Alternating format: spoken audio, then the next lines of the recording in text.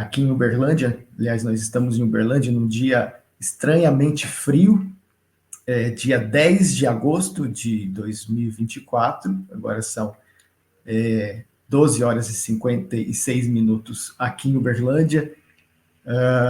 E estamos tendo a honra de receber para conversar com a gente um dos grandes nomes do teatro, não só nacional, mas internacional. E tivemos a honra de ver um dos espetáculos, o último espetáculo que ele dirigiu aqui no Brasil, Traidor, aqui em Uberlândia, na última semana, e trouxemos para conversar com a gente o grande Gerald Thomas. Gerald, oi. Boa tarde. Direto de Nova York. Você está um pouco... Estou aqui. Você travou aqui para a gente mais ao vivo para vocês. Como é que está o clima aí em Nova York? Um calor miserável. Né? Aqui é verão, né? Aí é inverno. É verão, é verdade. Mas eu não estou ao avesso, eu sou assim mesmo. O clima é o inverso. Eu não sou. Eu estou um pouco rouco, vão me desculpar, mas é que eu passo o dia conversando com diversos países, então bom, enfim, eu estou um pouco rouco, basicamente é isso. Mas eu me viro aqui. É só, eu tenho que imaginar que vocês estão aqui num quarto adjacente, num berro, imaginando que vocês estão a 8.000 quilômetros de distância. É só isso. Perfeito.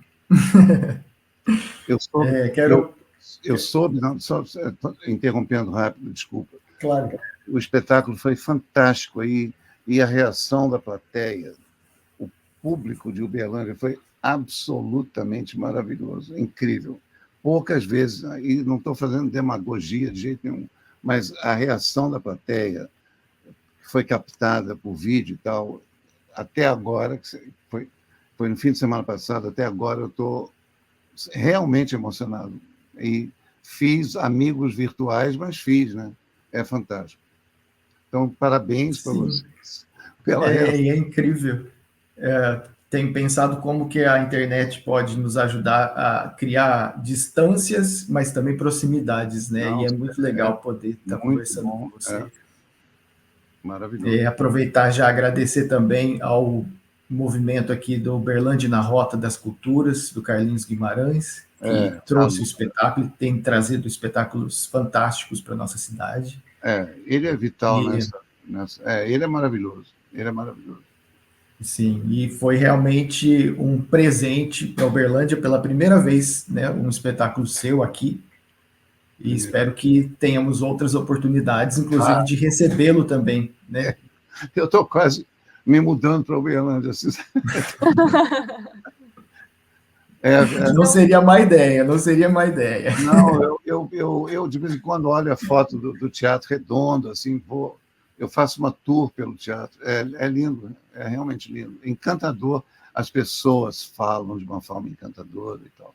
Eu já estou em contato com várias. É fantástico mesmo. É raro acontecer isso. É engraçado porque, olha, eu conheci um outro Brasil nesses últimos 7, 8 meses. Depois da estreia de Traidor, um dia eu vou contar essa história, depois que eu fui ejetado da produção, depois da estreia, 18 de novembro de 23, e eu comecei a dar workshops. Eu fui para o Piauí, e em Teresina eu conheci um dos grupos mais interessantes de pessoas da minha história, Arimatã Martins, Soraya e tal. O grupo que o Torquato Neto deixou ali, quando ele deixou o planeta Terra. E eu fiquei completamente encantado com essas pessoas, e eu falei, meu Deus, olha que vida que existe fora do eixo Rio-São Paulo. Claro que eu já sabia disso, eu não sou idiota, eu viajo pelo Brasil há muito tempo, mas não nesse grau de intimidade e de envolvimento, sozinho, sem estar acompanhado do meu grupo de teatro, que a gente sempre acaba em si mesmando, ficando entre nós, né? E E nessa ocasião, bom, passa um tempo, claro, acontecem as enchentes no Rio Grande do Sul, e eu me envolvo com o grupo de lá, tudo aqui de Nova York agora, o De Pernas para o Ar, e me envolvendo na campanha de ajuda e tal. Isso, no meio tempo, eu já me envolvi tremendamente com a Luciane Carvalho, no Mato Grosso, a poeta, poetisa, que maravilhosa, e foi promovida acho que diretora, que chama o cargo dela, da Academia Mato Grossense de Letras. E assim eu vou tomando conta do Brasil, de alguma forma, e agora Uberlândia. Então, é uma coisa incrível. É fantástico isso. Eu tinha, claro, relação com Minas Gerais, mas Belo Horizonte, né? A Ziraldo, os casamentos Bete Coelho, claro, e pessoas da minha companhia que eram de Minas Gerais. Enfim, falei, agora vamos. Mas legal que você já adentrou aí uma questão que eu queria trazer. Você, como um cidadão aí do mundo, né, já viveu em tantos países diferentes, né, e tem aí múltiplas nacionalidades. Queria mesmo saber de você, primeiramente, o porquê, né, da sua escolha de hoje estar em Nova York novamente, e o que você tem visto, né, de interessante no mundo das artes, coisas que a gente deve buscar ter mais atenção, né? Eu nunca saí de Nova York, eu sou daqui e nunca deixei de morar aqui. Então, paralelamente a Nova York, eu também, durante uma época, eu morei em Londres. A minha adolescência foi na Inglaterra, em Londres, e durante um período onde eu esbanjava dinheiro, eu morei nos Alpes Suíços, então era um pula-pula para lá. Eu nunca morei no Brasil, exceto entre 7 e 14 anos, vamos dizer assim. Quando eu ia ao Brasil depois, a produção me colocava em hotel. Então, não é por não querer morar no Brasil, questão de documentação, de papéis e coisas assim. E depois ter uma moradia a mais e pagar mais uma taxa de luz e de gás e tal, é problemático. Agora, então, morar aqui é central ao mundo e é onde eu comecei a minha vida teatral, no La Mama, com a Ellen Stewart. Teatro experimental é o termo que ela deu, foi cunhado pela Ellen Stewart, o teatro experimental off-Broadway era, na época, o mais corajoso do mundo, viver numa corda bamba mesmo. Beckett, de onde eu venho, ele não é daqui, claro, irlandês, e morava em Paris, mas esse pulo daqui, os voos são muito fácil, é uma travessia no Atlântico de 6 horas, então é mais central, o mundo do hemisfério norte no primeiro mundo é mais fácil, e eu me sinto bem, é um mundo aqui, e, enfim, é um mundo que me foi apresentado, entende? É uma cultura onde eu me sinto bem.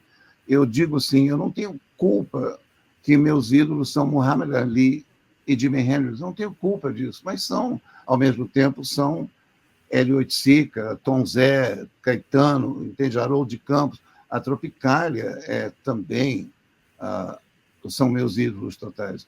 Eu tenho essa versatilidade, eu tenho essas várias raízes.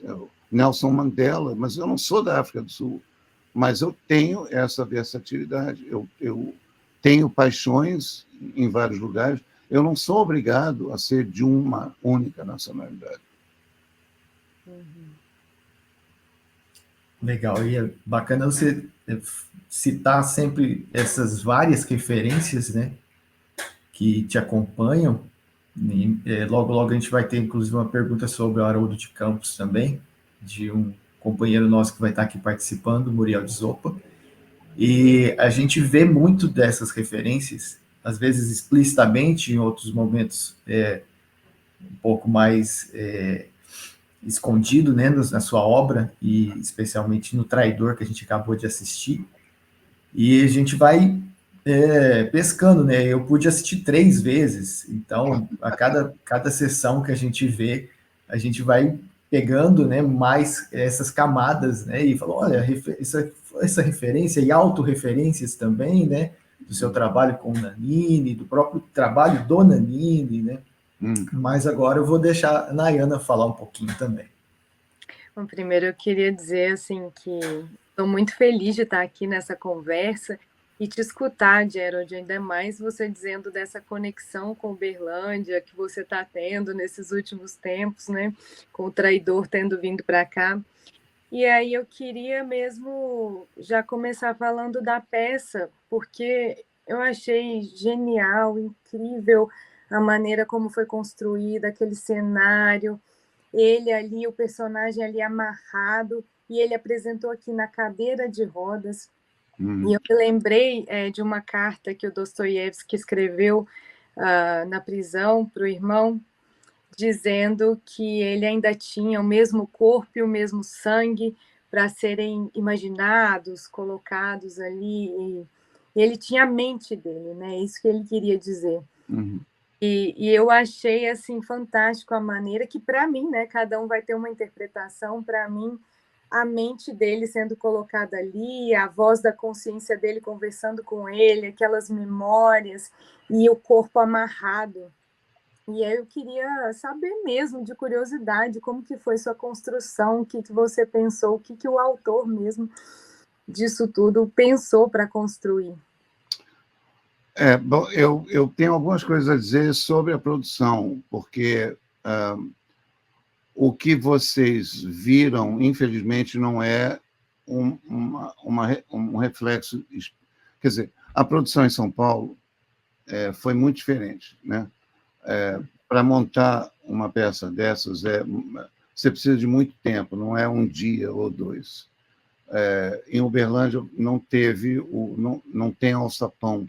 Então, a cena me tira daqui, os meninos não mergulhavam, tinham que sair de trás do boneco, né? Então, eles não saíam de dentro da terra, vamos dizer assim. Então, Jonathan Swift, enfim, não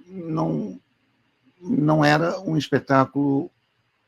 Em primeiro lugar, a cadeira de rodas não era para ser. Né? Ele explicou, o Nanini explicou mesmo. Foi por causa de uma operação e tal que ele teve que fazer.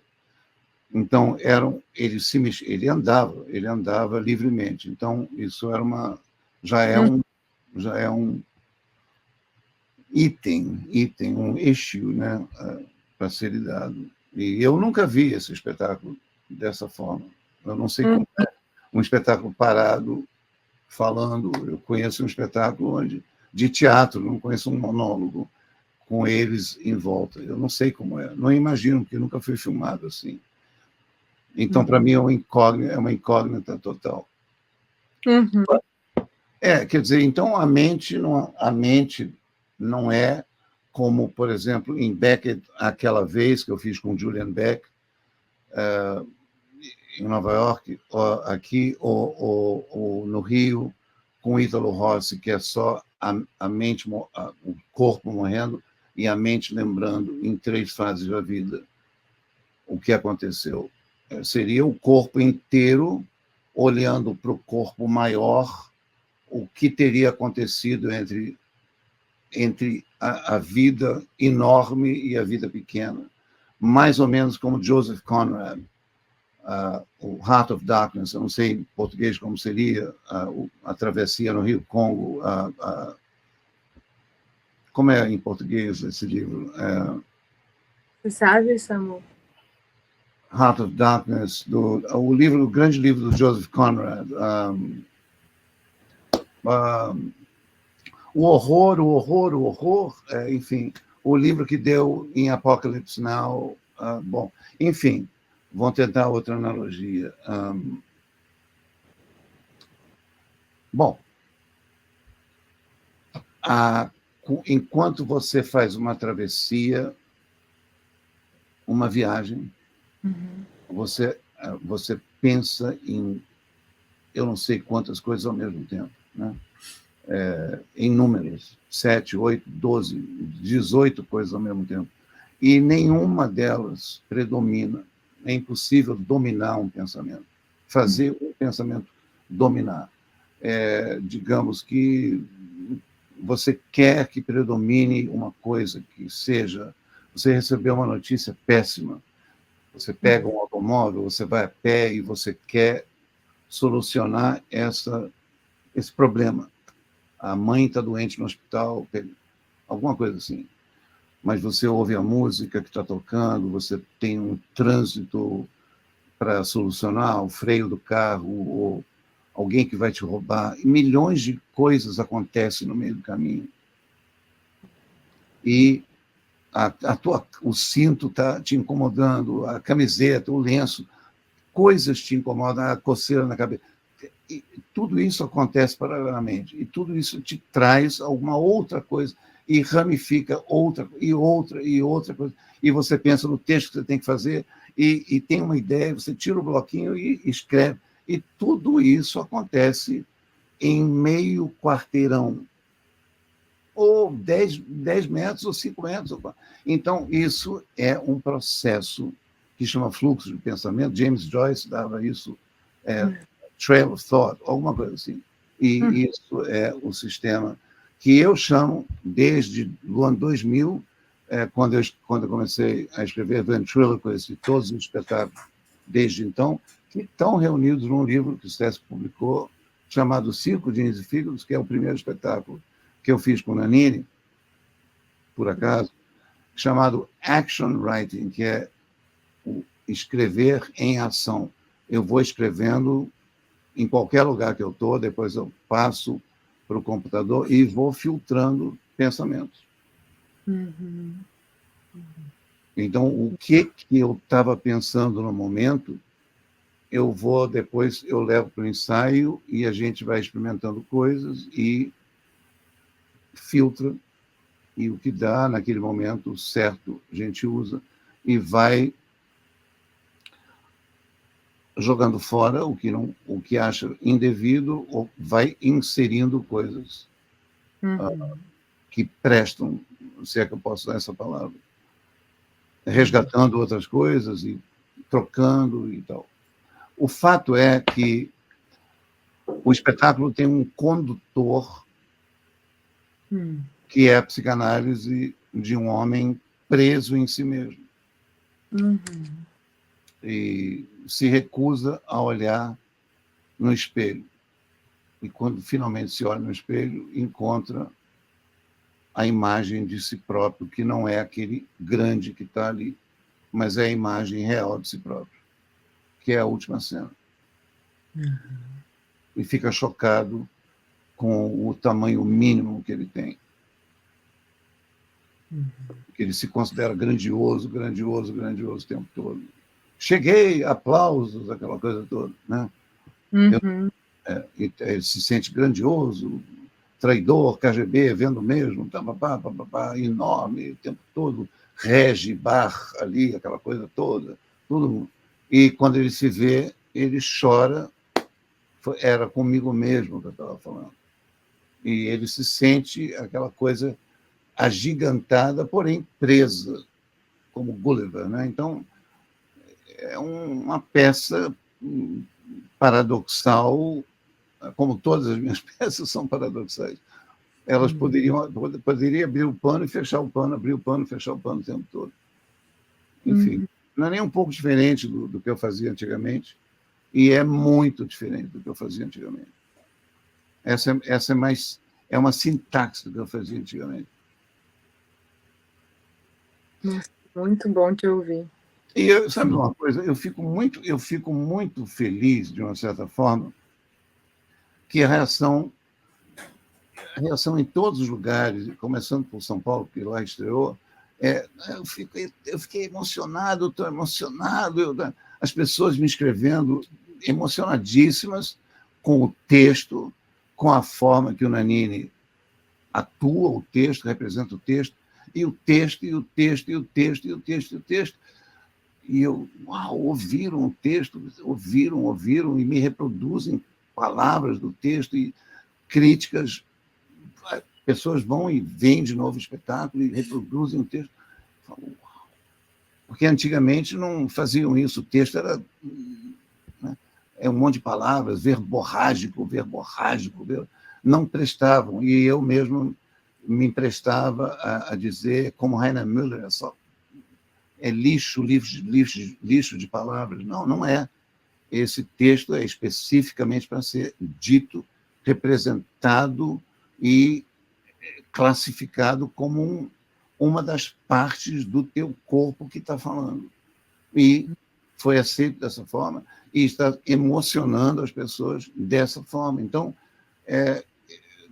não que me surpreendesse, mas me surpreendeu.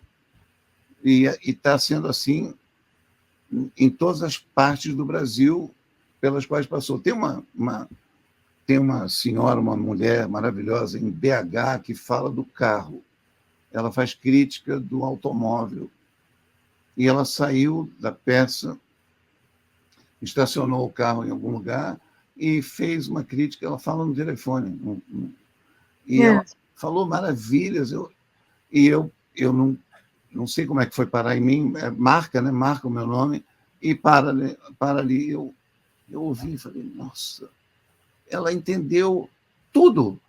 Não entendo nada, não entendo uma peça de automóvel, acabou essa história. Agora entendem tudo. Entendi. Não entendi uma peça de automóvel. Agora só o ator principal não entende, porque todo o resto entende. Entendi, fiquei emocionada com isso. E, de repente, ela chora no carro ali. Nossa, que loucura. E ela vai se...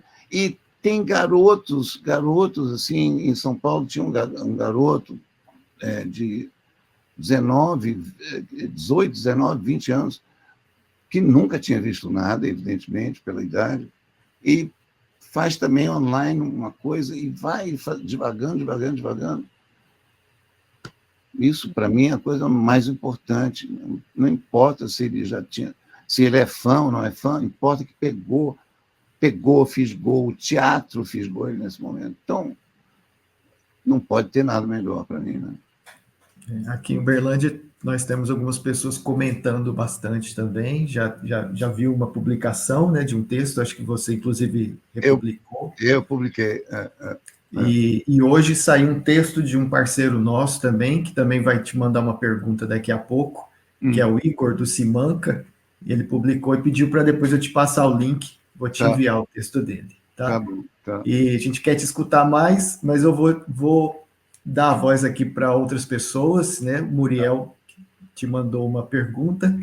Vou apresentar aqui a pergunta dele para você.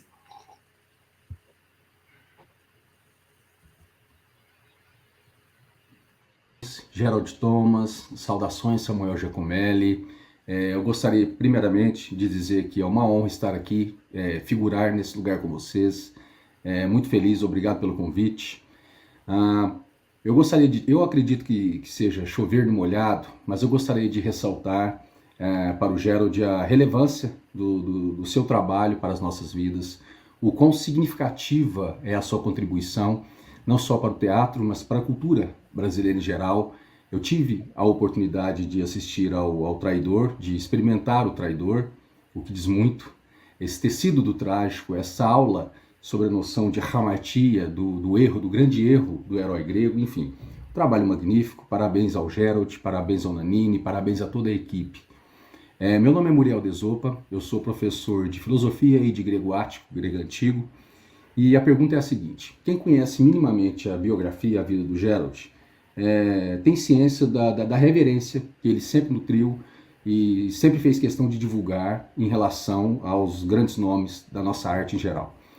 Nesse sentido, Gerald, eu queria que você discorresse um pouco, e eu acredito que seja algo do qual você não tem ainda se cansado de ressaltar, de falar. Eu queria que você falasse um pouco sobre a sua convivência com o seu dia a dia, com a intensidade do seu convívio com aquele que talvez tenha sido, aquele que foi um dos nossos maiores pilares da cultura brasileira, que é Haroldo de Campos. Eu queria que você falasse um pouco sobre a sua convivência com Haroldo, com o nosso grande mestre, com o grande poeta concretista. E é isso. Queria que você falasse um pouco sobre isso. Agradecer pelo convite, Samuel. Agradecer, Gerald, pela disponibilidade, dizer que é uma felicidade muito grande poder compartilhar isso com vocês, estar aqui com vocês, ok? Um beijo no coração, um abraço. Parabéns, Gerald. A gente se vê. Adorei a pergunta. Adorei a pergunta e deixa eu só pegar um livro rapidinho, não chega a ser uma ausência, mas vai ilustrar isso que ele falou. Espera aí, um segundo. Pronto, está aqui. Pronto. Haroldo e eu. Talvez eu fique bastante emotivo falando sobre o Haroldo. Não tem como não ficar emotivo. O Haroldo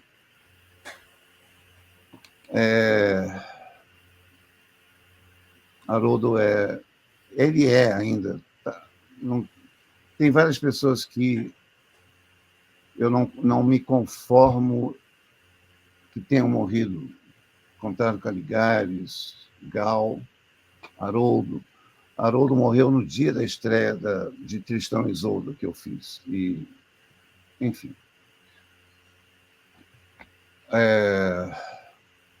O desnudar de uma palavra em qualquer idioma que seja, em sânscrito, em hebraico, em aramaico, em português, em aragonês, é uma coisa que pouquíssimas pessoas conseguem fazer. E Haroldo era um deles, um dos poucos. James Joyce era o outro, o Ezra Pound também. Enfim, e desnudar uma palavra significa, muitas vezes, conseguir desnudar a alma humana, enxergar o ser humano em sua totalidade. E conseguir, então, construir um repertório e um vocabulário de palavras desnudadas é um milagre. Quer dizer, e esse ser aqui de bonezinho é esse cara. Então, eu convivia com um cara que me escrevia de qualquer parte do mundo e produziu os meus livros, editou meus livros, me deu peças e escrevia críticas, páginas e páginas e páginas a respeito da minha obra, que quando eu lia, eu falava, ele viu coisas nas minhas peças que eu não via. Ele me abria os olhos sobre coisas que eu tinha feito, que eu mesmo não via. E eu tinha que... Ele falava, senta aqui, senta. Ele falava muito rápido, engolia. Eu tenho várias entrevistas no meu site com ele, claro, sobre Goethe, sobre os vários aspectos de Goethe, e sobre Joyce, e sobre as paixões dele, né? E como eu sabia discutir sobre Goethe e sobre Joyce, eu era um prato cheio para ele e ele para mim. Então, a gente ficava horas e horas e horas falando sobre esses dois, né? Às vezes, inclusive, na língua nativa de tanto um quanto o outro, em irlandês, em inglês, irlandês, e o outro em alemão. E ele sabia as duas línguas nativamente, que é incrível para um brasileiro paulista, baianês, como ele. Então, Haroldo de Campos é uma... Eu não sei ainda falar sobre ele, a não ser...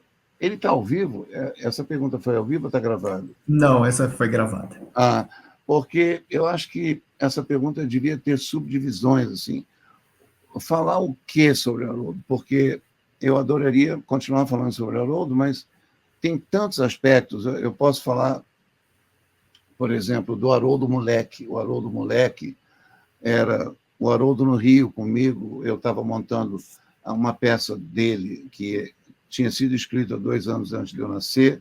Eu fiz a premiere, chama Graal, o retrato de um Fausto quando jovem, e no Rio, com os alunos da Casa de Arte das Laranjeiras, os alunos de interpretação, e eu botei a Beth Coelho lá para salvar um pouco a situação.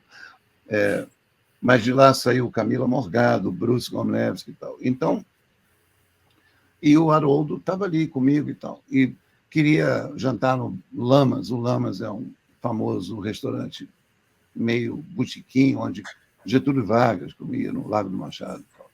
E ele era diabético, não podia comer porcaria, mas ele não fala nada para Carmen, não fala nada para Carmen, não vou entrar. E entupia a cara de doces e tudo que ele não podia, vinho e tal. E era carregado por mim de volta para o hotel. E o hotel dele era o hotel, a gente oferecia o melhor hotel, ele queria ficar no meio da, perdão a palavra, da putaria, na rua Senador Dantas, no centro da cidade. E esse era um moleque que aos 70 e poucos anos virou, eu tenho 70 agora, na época ele tinha 70, mas era um senhor, barba branca, ele virava um garoto, virava um garotinho, e era uma delícia vê-lo como um garotinho colocando as manguinhas de fora e tal. E a gente vivia apavorando e enojando todo mundo que convivia com a gente, porque a gente vivia de trocadilhos, os mais baratos, os piores trocadilhos. Todo mundo, oh, não! Ah! Mas era isso que divertia a gente. Muito bom. Vou, então, seguir aqui com um próximo vídeo que foi enviado pelo nosso amigo Igor. Deixa eu só falar uma coisa. A gente fazia uma vez por ano o Bloomsday, né? O dia do Joyce, do Ulisses, né? Num pub em São Paulo, chamado Finnegan's, não podia deixar de ser, né? Você via Guinness. E quando estava muito ruim, a gente tinha um código um para o outro. Isso está virando Doomsday. Para quem sabe, Doomsday é o dia terrível, o dia do horror. E Finnegan's Wake tem várias interpretações. Wake é funeral e também é acordar. E Finnegan tem várias interpretações, como o final, ou pode ser a barbatana do tubarão, pode ser o velório da barbatana do final, enfim, muita coisa. É por isso que ele é o James Joyce. E o código entre nós era o wake também pode ser o acordar, né? Awake.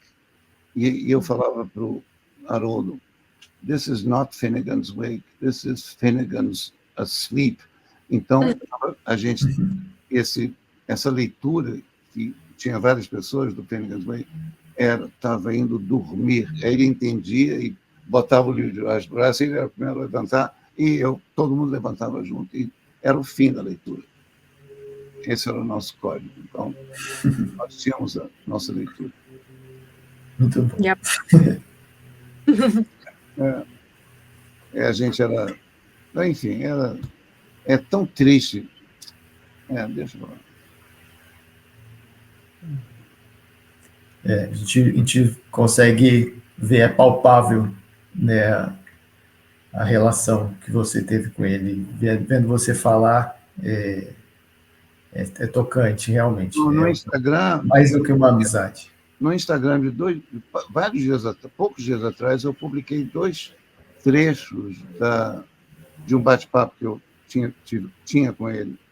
Há uma semana, um trechinho pequeno. De repente, a gente até utiliza aqui na edição, coloca para ilustrar. É bom, é legal. Ilusão que leva os sujeitos à ruína. Eu tava pensando, antes de vir para cá, a gente já se conhece há muitos anos, né? Há uns 15 pelo menos, a gente já foi parceiro em teatro. Você escreveu as coisas mais lindas sobre o meu trabalho que eu posso imaginar. E eu estava pensando, como que eu faço... Eu sei fazer a introdução a várias pessoas, menos a você. Porque como é que se descreve o pai de toda uma cultura, o mentor absoluto de de 3 ou 4 gerações de criadores. Você fez chover em cima da criatividade brasileira. Ao mesmo tempo você... Em Morte, lembra? E ao mesmo tempo, desde Caetano Veloso, Hélio Oiticica, Glauber Rocha, eu, Arnaldo Antunes, temos você como referência única. Quer dizer, você é o nosso único verdadeiro pai. Mas eu também me lembro que Derrida falou que quando ele crescesse ele queria ser você. Falou que eu já tinha, quando ele chegava lá eu já tinha estado.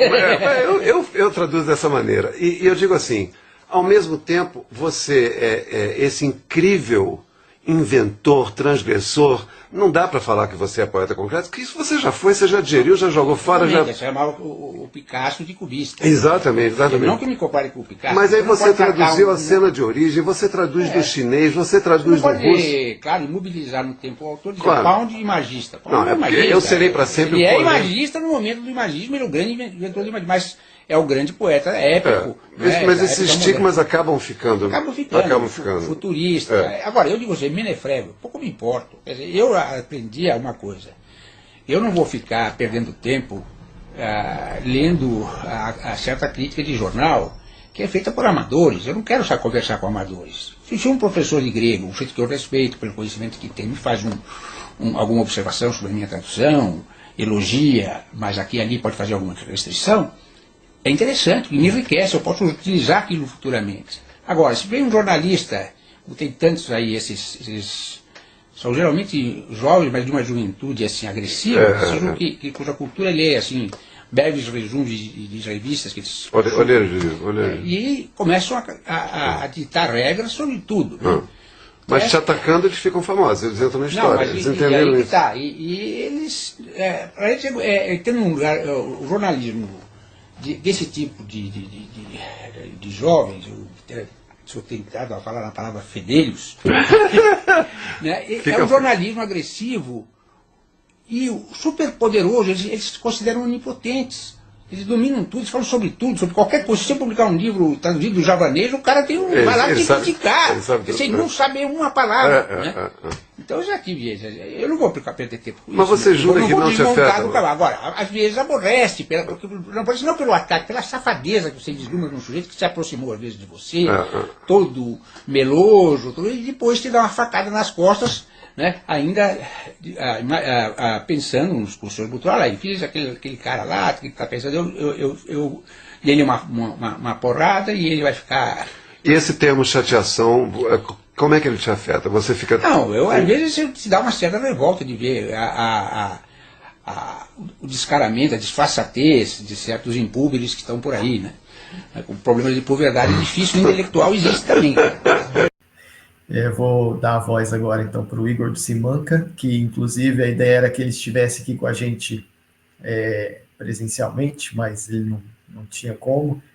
E a ideia inicial partiu, inclusive, dele, que foi ele que, inclusive, me repassou o vídeo da coletiva com o Nanini, né, que você tinha me pedido, e aí ele me deu a ideia, por que a gente não conversa com o Gerald também? Eu falei, caramba, né, por que não? Já estamos aqui em contato, né?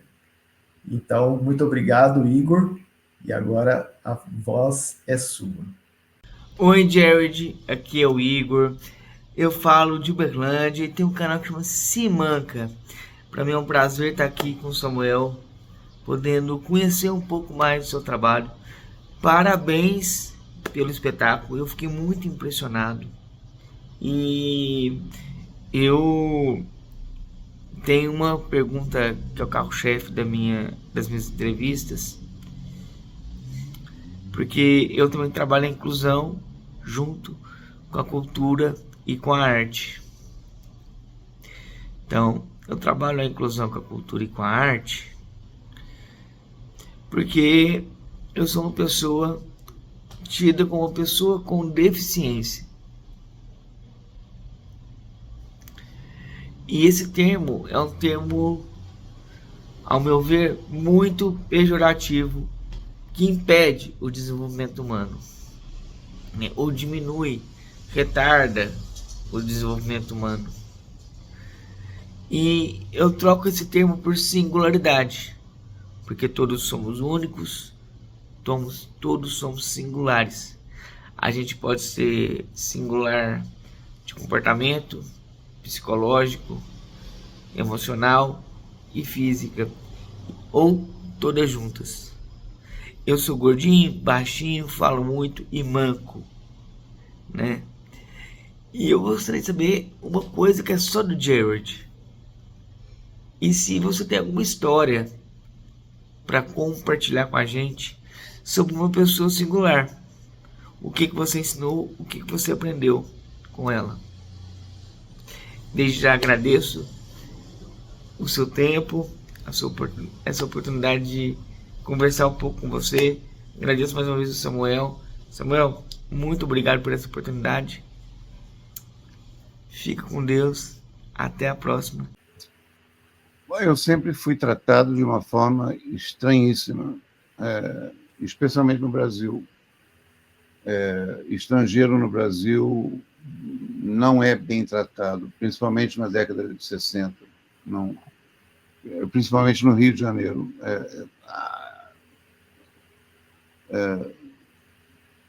Não se tinha a cultura do estrangeiro, do garoto estrangeiro no Brasil. Então, a gente era singularizado pelos outros. Não cabia em grupo nenhum.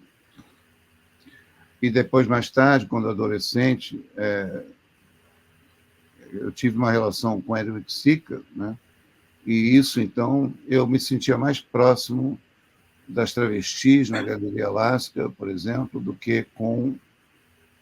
Aos 13 anos, eu cabia mais nas travestis da Galeria Alaska do que com garotos de 13 anos, por exemplo. Então, essa era a minha singularidade. Eu já estava discutindo Marcel Duchamp no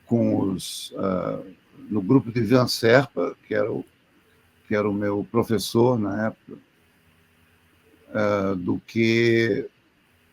Eu não cabia em ambiente nenhum. Eu cabia no ambiente de pessoas de 30 anos e que eram considerados marginais, como dizia o próprio Hélio.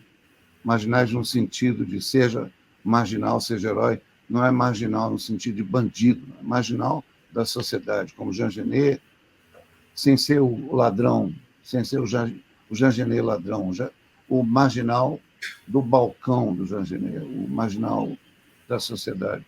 Então, a singularidade é essa. Eu sou um marginal da sociedade. Na medida em que o artista é um outsider da sociedade, tem que ser, não pode pertencer à sociedade para ser artista. Você tem que estar na frente, ter experiências que a sociedade não tem, para poder falar de coisas que acontecem lá na frente, perigosas, inclusive. Você tem que sofrer coisas perigosas para poder falar sobre elas. Você tem que se colocar no lugar de risco para poder reportar desse lugar. Você tem que se colocar, colocar o teu corpo e a tua mente em um lugar perigoso. Eu fiz isso em várias épocas da minha vida e faço ainda. É uma cabeça e um corpo enfim, eu não sei o que você tem a dizer. Esse é o meu modo. É isso que eu ensino no workshop. Você é artista, tem certeza? O que é que você tem a dizer? Por que você se coloca nessa posição? Você tem certeza que você tem alguma coisa a dizer? Por que você merece o palco? Você está num lugar elevado? Por que você merece estar num lugar elevado? E olhando e dizendo alguma coisa para uma plateia de 400, 800 mil pessoas que estão no escuro. O que você fez para merecer isso? Você inventou? Você revolucionou? O que você fez? E para você revolucionar, inventar alguma coisa, você tem que ter a coragem de entrar numa floresta escura, metaforicamente, e meter um pé na lama e outro na merda. E isso é perigoso. Eu me lembrei da atriz Lucas. Eu não estou te ouvindo, meu amor. Não, você está falhando a voz. Está falhando minha voz? Não, agora não. Agora está melhor. Eu lembrei da atriz que interpretou Dercy Gonçalves na peça Eu Nasci para Ser Dercy, que ela, numa entrevista com a gente, a Grace Janucas, ela disse que é dos inadequados o reino da originalidade. E a Grace é ótima, a Grace é maravilhosa. E é isso que você está dizendo, importante essa posição, né? O que eu estou passando, quais efeitos que eu estou causando no meu público. Né? Muito, muito bacana essa resposta. Eu posso já emendar com a minha pergunta, Samuel? Sim. Eu faço essa pergunta para artistas e pessoas envolvidas com a cultura, Gerald, e as pessoas podem responder da maneira que quiserem, uma primeira coisa que vier à cabeça, uma memória, uma virada de chave na vida, alguma coisa que você carrega consigo. E a pergunta é uma escolha, né? O que você nunca vai esquecer na vida? O que você escolhe compartilhar com a gente?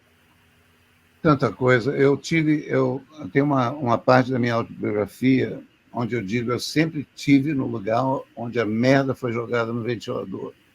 11 de setembro, eu estava lá vendo. O muro de Berlim caiu, eu estava em Berlim vendo o muro cair. Eu sempre tive no lugar, eu não sei porquê, eu sempre tive no lugar X, onde a latitude e a longitude se juntavam. Não sei muito bem porquê, mas é um fato. E eu tive em Woodstock, eu estava no Tennessee quando o Dr. Martin Luther King foi assassinado, então eu sempre tive num lugar-chave quando as coisas aconteceram. Escrevi 16 speeches para o Barack Obama, então o dia 20 de janeiro de 2009 eu estava ali na plateia do dia mais frio em Washington, o dia mais feliz da minha vida, quando Barack Obama tomou posse, o dia mais feliz da minha vida, se é que eu posso usar o termo feliz. Então, mas o dia que eu jamais vou esquecer na minha vida talvez seja a posse do Obama. A primeira posse em 2009 e a segunda posse também. Agora, por exemplo, voltando à questão da Grace, ou, por exemplo, da Dercy, é que o público, o ser humano, tenta corrigir os defeitos, né? Plástica, se maqueia, todo mundo tenta ser perfeito. Quando a gente se apaixona por uma pessoa, a gente não se apaixona pela beleza, pela coisa certinha, a gente se apaixona pelos defeitos da pessoa. Ninguém entende isso até hoje. A Gestalt são os defeitos, não são as perfeições, nunca. Então a pessoa fala um pouco com a boca torta e a gente se apaixona pela boca torta. Não é pela boca certa, nem por nada. Então, respondendo, eu acho que o nome dele é Igor, não, Igor. Isso, Igor. As singularidades é que importam, entendeu? É incrível. Mas a gente se apaixona pelas singularidades, não pela generalização das coisas. A gente está pouco se importando pela massificação das coisas, pela calça jeans que todo mundo usa, cagando e andando para isso. Todo mundo tenta se massificar ao máximo, né? Mas é a diferença que movimenta, né? A diferença é claro, é isso. Mas aí você tem que ter uma coragem para sobressair. Claro que 8 bilhões de pessoas no planeta não conseguem sobressair. Se você falar isso na China, vão rir de você, né? Porque todo mundo é igual. No Japão, no metrô, todo mundo igual. Agora, o máximo possível que você consiga, né, apimentar e salgar a tua personalidade. Eu sei que é difícil, mas olha isso aqui. Isso aqui, com 13 anos, já estava. Eu vou, de novo, pegar um livro meu. Eu tenho provas de como eu era. Ó, isso aqui era eu com... Opa. Isso era eu com... Oh, meu Deus! Eu com 13... Não sei se vocês estão conseguindo ver. Eu com 13... Deixa eu ver. Eu não estou conseguindo, eu estou no celular. A imagem está um pouco difícil. Vou dar um jeito, peraí. É a luz, né? É o reflexo da... A imagem de baixo é um pouco mais visível para a gente. Bom, a de baixo é quando eu conheci a Gal, com 15 anos. Aqui dá. Depois você puder tirar uma foto e mandar para a gente, e aí a gente insere a foto. Eu mando todo o encarte de desenhos. É um PDF. Mano. Legal. Tá. Desculpa. Enfim. Singularidade. E isso é encaixável no singularidade. Enfim, é isso. Legal. Eu já ia finalizando, mas como você trouxe essa lembrança, né, da posse do Obama, e a gente está em ano eleitoral, né, presidencial aí nos Estados Unidos, queria saber um pouco também como que você está sentindo isso, e aí a gente vai encerrando esse momento. O que é esse momento? Ai, meu Deus, esse momento é terrível, terrível, terrível. Enquanto existir uma pessoa, não é uma pessoa, é um monstro, é uma coisa horrorosa. Eu não vou pronunciar o nome, mas todo mundo sabe quem é. Eu estou muito feliz com o fato da Kamala Harris vai tentar o máximo, né, claro, e eu sou 100% membro do Partido Democrático, e graças a Deus o Biden saiu na hora certa e apontou ela, e ela, infelizmente, apontou o Waltz, bobagem, mas, enfim, eu entendo, porque tem que ter um homem branco ali, né? Mas eu não sei se eu vejo muita...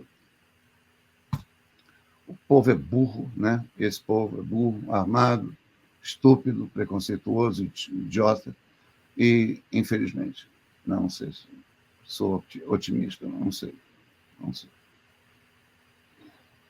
Tivemos um respiro de 4 anos e agora eu não sei, não.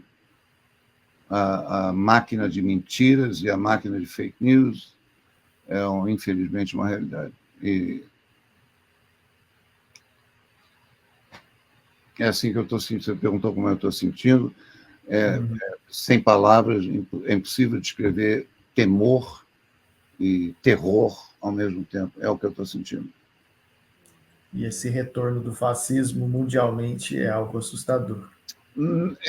Na França não aconteceu, não é?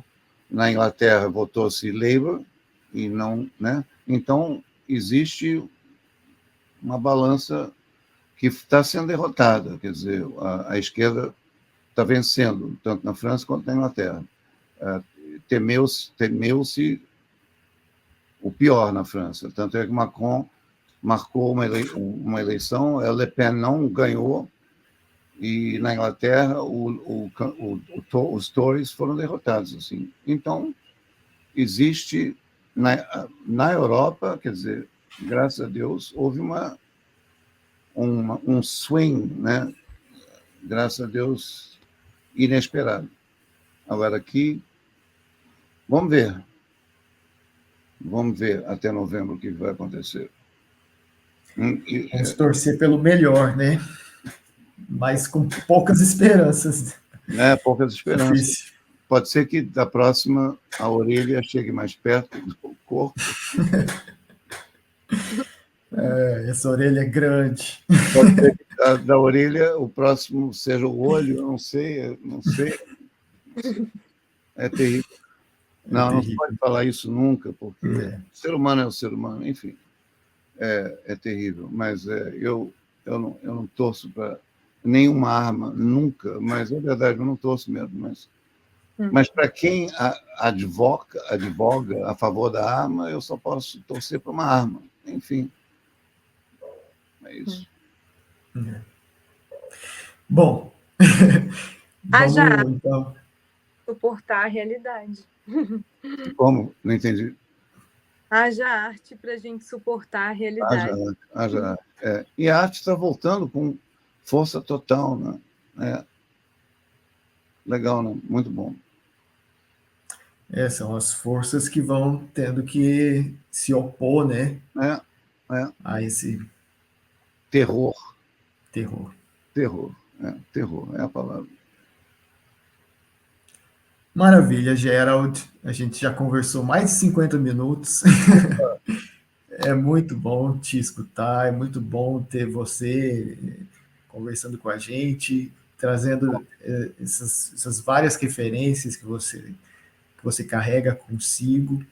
A gente queria conversar mais, mas quem sabe numa próxima oportunidade, quem sabe te aguardamos também aqui na nossa cidade, para você conhecer nossos teatros e nossas cachoeiras. Opa, adorei. Prazer te receber aqui. Obrigada, Diego. Estou à disposição, vocês têm... Eu vou mandar o meu e-mail também para vocês. Obrigada. Perfeito. E obrigada, ouvintes. Obrigado a todos que acompanharam até aqui. E em breve voltaremos com mais novidades. Beijão. Beijão, Gerald. Tchau, tchau. Tchau, tchau.